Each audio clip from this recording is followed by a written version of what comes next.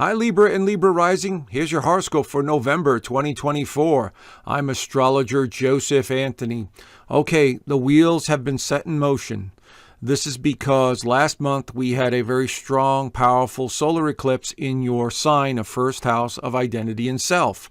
And so over the next 6 months, your whole approach to life, how you're seen, your physical appearance, everything is going to begin to change. Every time there's an eclipse in your sign, it definitely affects that sign. Okay, so big changes are on the horizon, and this month it has a lot to do with your values and income because planets are now in the second house. So this reading is for anyone who has a sun sign in Libra or has a rising sign in Libra. This is a general sun sign reading using Western astrology and using the whole house system. It's a very basic, very general overview because I don't have everybody's birth chart, and everyone's birth chart and birthdays are completely different. As we begin the month, we have the sun going through the second house of income and value. We'll also have the new moon in this house as well. And your ruler Venus is in a very nice position. It's in the third house of communication. It's in Sagittarius, which is about optimism. And so there's a lot of socializing. There's a lot of interacting that's taking place this month. So there's a need to express yourself. If you're a writer, you need to write. If you want to express yourself on camera or video or, other means or other ways of expressing yourself, this is a very big month for socializing. So you need to take advantage of that. Relationships are definitely on the table this month as well, as we have a full moon in Taurus. Taurus is also ruled by Venus. And so anything to do with relationships, partnerships, and financial matters are also going to be on the table this month. And so last month's full moon in Aries highlighted the seventh house. So something to do with the relationship is undergoing a massive transformation. So you need to keep an eye on that. You are the sign of relationships or the sign of balance and finding relationships. But we also have this pesky Mars opposing Pluto that's very active this month, and it will be active for the first several days of November. And Mars and Pluto are at odds, and they're opposing each other. So there's a lot of tension in the air. There's a lot of frustration, that people are feeling below the radar. And so it's nothing that you should take personally. Just understand that it's the way the energy works, and the cycles, push and pull us to go in different directions. So as I pointed out in the solar eclipse video that I did on YouTube, that it's about decisions this month. Decisions, and Libra is the sign of decisions. So you're going to have to be making some major decisions this month, either regarding a relationship or financial matters. Okay, so let's dive in a little deeper and I'll explain what's going on here. So the new moon in Scorpio on the very first day of November highlights the second house. It'll be at 9 degrees of Scorpio. So wherever that is in your actual birth chart, it'll light up that area. And this has a lot to do with financial matters, because Scorpio is a financial sign, Taurus is a financial sign, and sometimes Libra is a financial sign because it's ruled by Venus. And so this is going to have a very strong connection to Pluto, because Pluto is the ruler of Scorpio. And so this has a lot to do with the home life, the foundation. Maybe you're thinking about moving. Maybe you're thinking about remodeling. Maybe there's a new partnership. Maybe you have a new roommate. Anything pertaining to relationships and the home and financial matters are highlighted with this new moon in Scorpio. And so this is also a good time for new opportunities to make money. For instance, getting a new job or an investment or, something to do with increasing your income on some level. This is a good time for that. So over the course of the next 2 weeks, it sets the wheels in motion for that type of energy. I'm just suggesting that it might be also associated with the home and the environment because Pluto is influencing that moon. Anyway, let's continue. Mercury enters Sagittarius, which just adds a lot more optimism to the picture.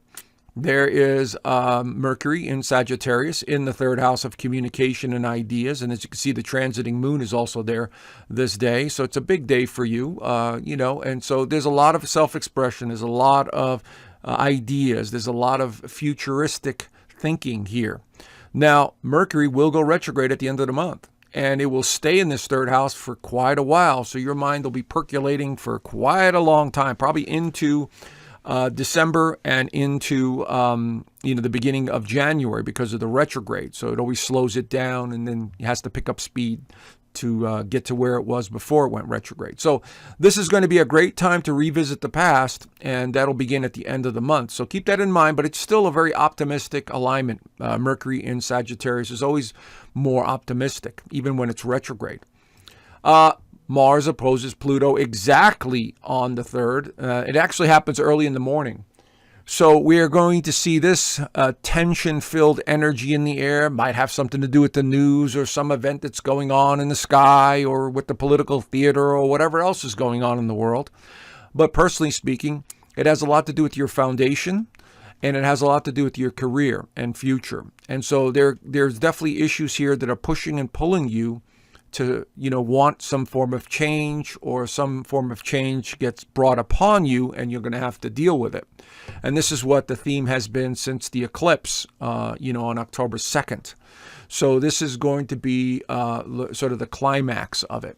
Fortunately, Mars will leave Cancer on the following day. So here it is. Mars enters Leo on the 4th.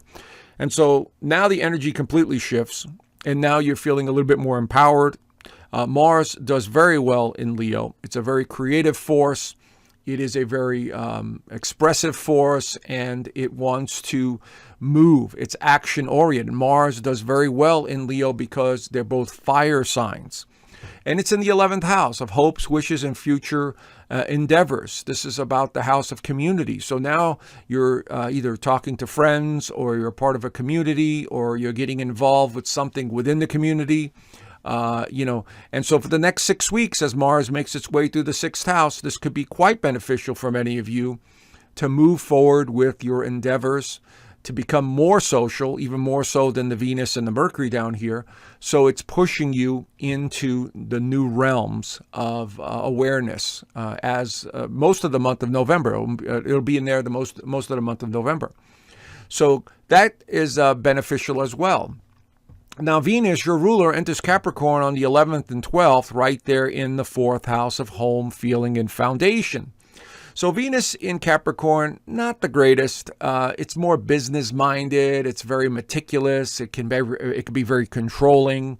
It's not so much romantic.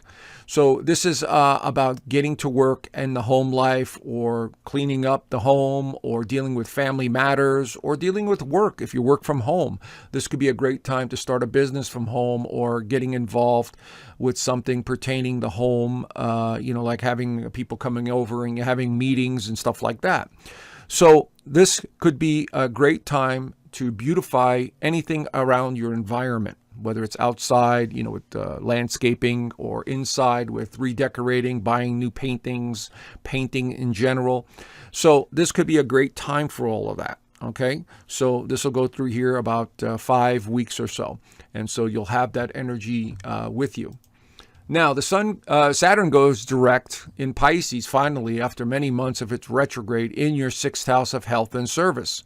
So this will help to improve things regarding your health, your daily routine, anything to do with pets, if you have any pets, your job. And so maybe you're taking on more responsibility at work. Maybe you're starting a new exercise program. Maybe you're changing your diet. Whatever it is, Saturn is now going to help you. But remember, Saturn, it forces us to do things the hard way in order for us to learn the lessons. That's what Saturn represents. It's karma. And so you have to put the effort in, even though it's going direct, which will be much more helpful than it's stationary. What have you learned in the last 4.5 months with Saturn in the 6th house? Have you taken better care of your health? Have you changed your routine? That kind of stuff. And now that it's moving forward, it's saying basically, show me now. Okay, what have you learned? What have you done? And let me help you. That's how it's going to work out. Now, the full moon in Taurus, also on the same day, on the 15th, is in this 8th house of transformation, other people's finances, sexuality, death and rebirth, taxes, insurance, all falls under this umbrella. It will be conjunct unpredictable Uranus. It'll be at 24 degrees. The moon and the sun will be opposing each other. So they're both in the financial sector house. So be careful of unexpected expenses, or financial investments that are not doing too well. It could also be something positive, because the alignments to this moon to Pluto are positive. and to Neptune. So maybe there's a new work endeavor. Maybe you're getting a little raise. Maybe there's some surprises at work. Whatever it is, it's definitely a time to keep your eyes wide open around this period for surprises, okay, having to do with your belief system or the financial system. Pluto enters Aquarius. Re-enters Aquarius in the 5th house. Now, this is very important because Pluto will no longer enter Capricorn. It will not retrograde into Capricorn ever again. The next time it reaches Capricorn is another 240 years. I don't think many of us will be around then.